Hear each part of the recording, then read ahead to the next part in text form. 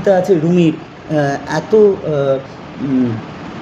এত ছোট চোখ যেন দেখাই যায় না, এত বড় জ্যোতি তবে ধরবো কী করে, সেই আর কি।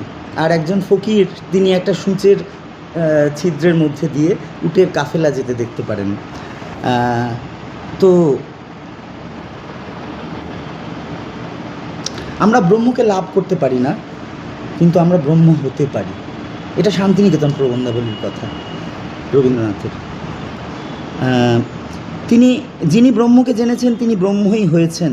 সগুণ ব্রহ্মকে জানলে বেদান্ত মতে সদ্যমুক্তি হয় না।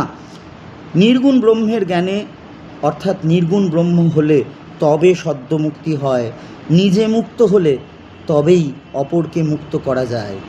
কিন্তু নির্গুণ ব্রহ্ম নিষ্ক্রিয়, গুরু শক্তি সবসময় সক্রিয়।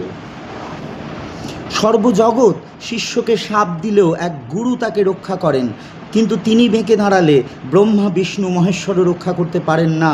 এই শক্তি কার হতে পারে? এক ঈশ্বরের। তাঁরই সকল শক্তি, সকল বিভূতি, তিনি ছাড়া আর কারো নয়।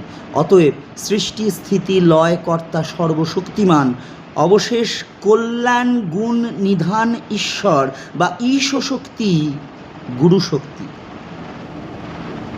ঈশা ছিল যিশুর আর এক নাম। ঈশ শক্তি, গুরু শক্তি, এই কথাটা খুব জরুরি। কল্যাণ গুণ নিধান, কল্যাণ গুণ নিধান অর্থাৎ তিনি কল্যাণ সাধন করেন, তিনি কল্যাণ সাধন করেন, সামগ্রিক পরিব্যাপ্ত কল্যাণ। আমরা দুঃখ করি, আমরা যদি অগ্নিকে প্রেম করো তবে চিতায় চড়ো, যদি মন করেছ স্থির তবে যা হয় হবে, বাঁচবে নয়তো পূর্বে সশরীর। ভয় কিছুকে নয়, ভয়কে শুধু ভয়, যুদ্ধ ভীরুর স্কন্ধে অস্ত্র কঠিনতর হয়। তুকা কহে যুদ্ধে যদি আস, পরখ করো 16 আনা, আছে তো বিশ্বাস। এটা তুকারামের অভঙ্গ। তো এইটা হচ্ছে গুরু শক্তি, ঈশ শক্তি, যিনি কল্যাণ গুণ নিধান, জাগতিক ভালো মন্দের ঊর্ধ্বে কল্যাণ।